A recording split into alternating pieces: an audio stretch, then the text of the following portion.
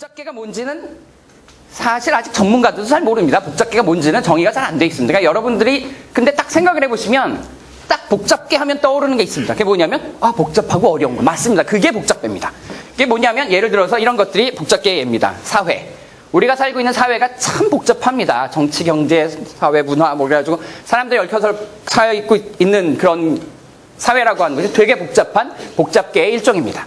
그리고요, 또 하나 요즘 스마트폰이 되면서 이제 정보화 시대가 되면서 인터넷 또는 이제 정보통신 네트워크라고 생각하셔도 되는데요. 인터넷이라고 하는 것이 우리가 편하게 쓰곤 있지만 사실 생각해 보시면 저게 되게 복잡한 겁니다. 복잡계는 어렵고 복잡하고 뭔지 모르겠는 그런 거거든요.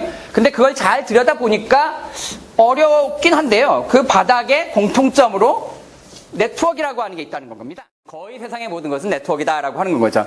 사회가 소셜 네트워크라고 해서 사회 네트워크이고요. 고속도로니 뭐 그런 것들이 다 트랜스포테이션, 도로교통망이 되는 건 거고요. 그 다음에 이제 메타볼리즘 셀 사이클, 바이오로지가 되는 건 거고, 푸드웹이라고 해서 누가 누구를 잡아먹느냐라고 하는 것도 결국 네트워크 관계가 되는 거고요. 인터넷 월드와이드 당연히 네트워크이고요. 그 다음에 돈의 흐름을 따라간다면 경제 네트워크를 만들 수 있는 거라서 우리는 결국 연결된 세상에 살고 있는 겁니다. 우리가 연결된 세상에 살고 있지 않다면 이상한 건 거죠. 조심하셔야 되는 게 제가 지금까지는 그냥 다 점으로 찍고 선으로 연결하고만 얘기를 했는데 사실은 그렇게 해서 얻을 수 있는 정보도 있지만 실제 정말로 깊은 정보를 얻고 뭔가 실제적으로 분석을 할 때는 컨텐츠, 다시 말해서 각각의 점이 무엇이고 그 다음에 각각의 연결선이 무엇인지를 하나하나씩 세보고 그게 어떤 색깔인지를 봐야 된다는 겁니다. 이게 무슨 얘기를 하는 건 거고 무슨 내용을 담고 있는지를 봐야 되기 때문에 실제 분석해야 될 것은 정보와 네트워크가 결합이 돼야지만 뭔가를 절대적으로 이해할 수 있는 그러한